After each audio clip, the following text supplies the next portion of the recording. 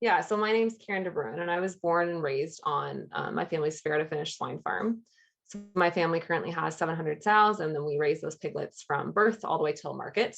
So about 6 months time period, and then we also grow and then feed all of our own feed on the farm and operation. And I'm still involved in that a little bit today. And then outside of the family farm, I went to Guelph and did my undergrad in animal science. And then from there, I went and did a master's in epidemiology with Dr. Bob Friendship.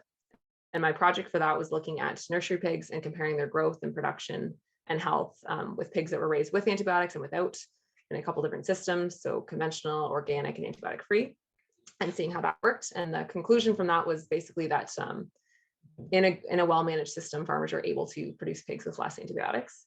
And then from there, I went and worked in the swine industry and now work at Total Swine Genetics. And Total Swine Genetics is a boar stud near Tilsonburg, and we service different pig farms from across the province. So we house boars from 6 different genetic companies, and then these boars, their semen is collected and then is processed and analyzed in our lab and then sent off to these farmers every week. We send 3 times a week, and they use this to breed their sows every week. And that's where I currently work and what I do each day.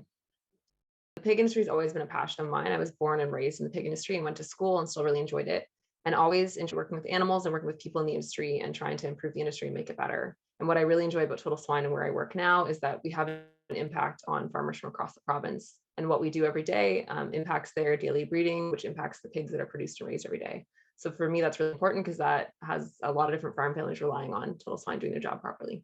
I would say 3 of the biggest challenges that agriculture in general, I would think, but particularly the swine industry face. The first one would be labor shortages. There just seems to be a shortage of people that want to work on farms and do the hands-on dirty work that farms require every day. Another one would be the logistics of international packing and shipping right now and just trying to get things around the world. So a lot of pork is shipped across the world. And with the way things have been with backlogs of ships and things like that, that has been a challenge. And then one of the last challenges for us is different animal welfare concerns that consumers have.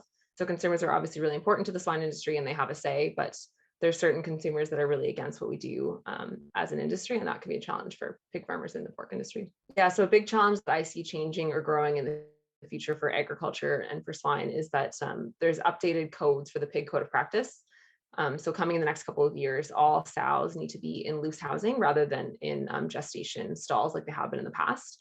And there's been many farms that have started to adopt this technology, but many have not yet. So this will be a challenge for the industry to adapt to having sows that are raised loose housing rather than in stalls like they have been. For me personally, I always really just love to grow and learn new things. And for where I get innovation ideas from, going to different industry events and conferences is great, seeing different people and learning from different businesses and companies. And also seeing the different researchers out there. So having a research background myself, I really enjoy seeing different research papers and things that come out through that, and then the publications and papers and the things that they advertise and talk about as well. Innovation that's had a really large impact on the boar stud world, in particular for Total Swine, is the automated collection of boars.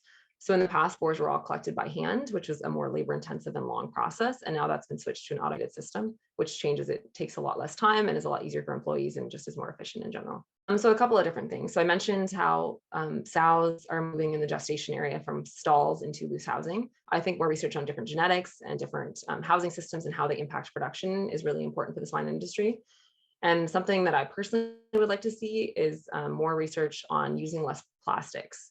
So in the breeding world, which I work in, producing, sending out semen to different farms, we use all plastic for the tubes and all plastic for the breeding rods, and everything pretty well is plastic. And while that's really good for biosecurity and health, it's not great for obviously the environment. So it'd be nice to see some biodegradable products come down the line for that. I think one of the best ways for researchers to get their results into practice is to go out and meet producers.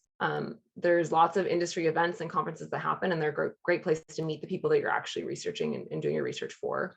Quite often for researchers, there's different funding sources that are funding their projects that are from producers themselves. And it's really a shame when that research doesn't get out to the people that are actually paying for it. So I think going out to meetings and conferences and meeting producers wherever you can, and talking to them and showing them why your research is important, from that, they're the one to take that research and adapt it into the farm.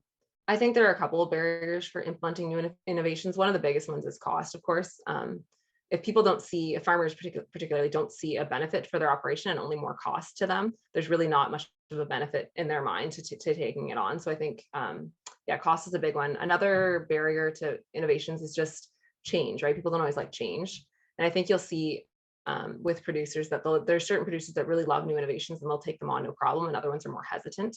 So I think them seeing different people in the industry that they know, or different farmers that they know in their neighborhood taking it on, and kind of having those early adopters first is a really great way for adoptions to finally make it out to other producers. So my advice for early researchers and entering into a research career, the first thing is know your funding sources. So know the different commodity groups or people that are paying for your research and how that affects you.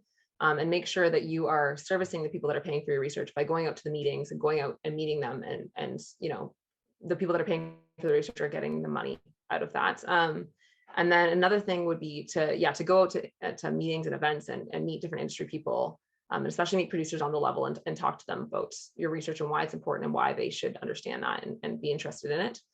Another thing would be, don't just look inside your own research circle. I think it's easy in the research world to kind of get into your own little silo and only know researchers in your department, your area. But I think outside the box for connections, see different researchers in different departments and what they're up to and what they're doing, and see if there's different ways you can collaborate together and do different projects.